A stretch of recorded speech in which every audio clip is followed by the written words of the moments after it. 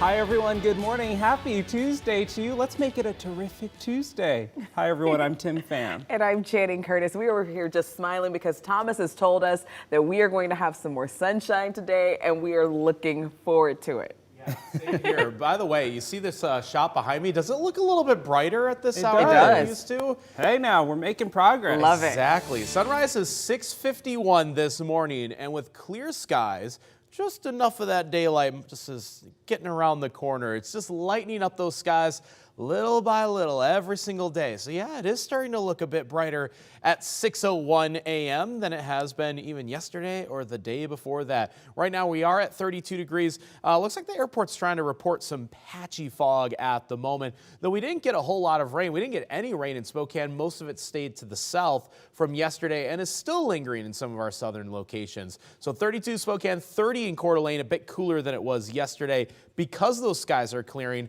with a bit of light rain still lingering over the Palouse, but not for much longer. Now to our big story this morning. The Coeur d'Alene School District once again asking voters to approve a $25 million levy this upcoming May. So that decision comes less than a week after 2 levies failed. This time, the $25 million levy would not be permanent and would be up for renewal in 2 years. The board also eliminated the maintenance levy that would have provided funding to make repairs to district buildings. Board members hope that these changes will be more appealing to voters. There's been the impact of lack of trust. There's the impact of misinformation. There's the lack of some of us just coming together, moving forward together to support each other. According to the board, 2 elementary schools could close and more than 300 people could potentially be laid off if the levy does not get passed on May 16th. Coming up at 6:44, our Kyle Simchuk hears from teachers and parents about their thoughts on the levy. And this morning, we have more information on the small hospital in North Idaho that's now gaining national attention after it announced late last week it's stopping labor and delivery services. Yeah, so Bonner General Health says the reason is a decrease in doctors, patients, and the legal and political climate in Idaho. Now, all maternity patients will need to transfer care to Kootenai County Health as labor and delivery at Bonner will end by mid-May. One expecting mother says that is a 45-minute drive for her, and she fears she'll end up giving birth on the side of the highway, and this wouldn't be the first time. My last 2 babies that I've had have been quick. So hopefully I make it. My 15-year-old son, I lived about 45 minutes from the hospital, and it was fortunately the dead of winter, and he was born on the side of the highway because we couldn't make it. KREM 2 reached out to Bonner General to get more answers on the sudden decision. A spokesperson tells us they've been overwhelmed with the national attention on this story, and they'll work to answer our questions. In the meantime, you can count on us to keep pushing for answers.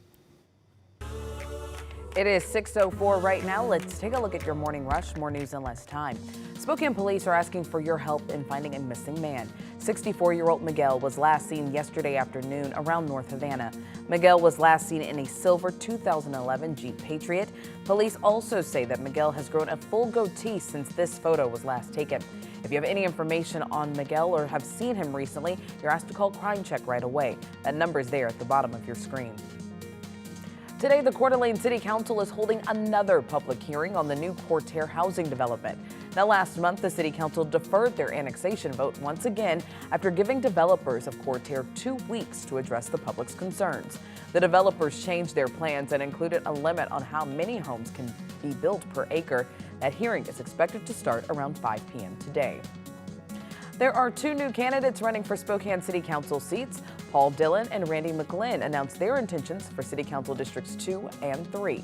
Dillon is stepping away from his role as the VP of Public Affairs for Planned Parenthood of Greater Washington and North Idaho in order to avoid any potential conflicts of interest. In the meantime, McGlynn previously served as the East Central Neighborhood Chair and is now on the Community Assembly for the West Central Neighborhood. Well, rock band Three Doors Down is coming to Northern Quest on July 27th. The band will be performing every song off their album, Away from the Sun, along with other hits. Candlebox will open the show as part of their last U.S. tour. Tickets for the concert start at around $40 and go on sale this Friday. And that's a look at your morning rush. Happening today, the South Hill Library reopens. It was closed for the last year for renovations. This was all a part of a $77 million bond passed back in 2018. This morning, KREM 2's Nathan Hyun is there now. So Nathan, you're checking out some of the new features and additions, and it looks like you're having a little fun too there. Good morning. Tim, good morning. Yeah, I'm having pretty fun this morning. Right now, I'm inside this Turkey Treetops Play Center, and this is brand new to the library. It wasn't here before. And what this is a play center for kids ages 5 to 12. And just like turkeys on the South Hill, that's what it's named after, bringing it back home to the South Hill. It's really a great place. There's different steps for the kids to play on, different trees, different areas where they can go under the play center. And this is just something that makes it more appealing. The Spokane Public Library wanted to do to attract families. There's a coloring center here. There's children's books right next to this play center. And just one of many features that have come to the library, including study rooms, event space, new computer stations. And this is all in an effort to really encourage students to come after school during the weekends to learn more about history and facts. And this is just something that families should be excited for. And when it opens at 9 a.m. today, there'll be a lot of new ribbon cutting, new speakers coming, a lot of fun that people should expect, maybe even some free giveaways. And even though I might be a little too old to play inside here, I know some kids won't. So for right now, live in Spokane, Nathan Hyun, KREM 2 News. Oh, those legendary South Hill turkeys. Thank you for that report, Nathan. As for our weather, a bit cooler this morning compared to yesterday, but that's a result of the skies starting to clear out over Spokane. So it ends up being colder in the morning, but warmer in the afternoon, a bigger range of temperatures overall from the morning to the afternoon, from our lows to highs. And our highs today will be up to around 55 degrees. There will be ample sunshine all day long today. Some areas in the Palouse still getting some light rain this morning, but that should depart by the midday hours at the latest. So even Pullman and Moscow should get those temperatures back in the 50s today at 52.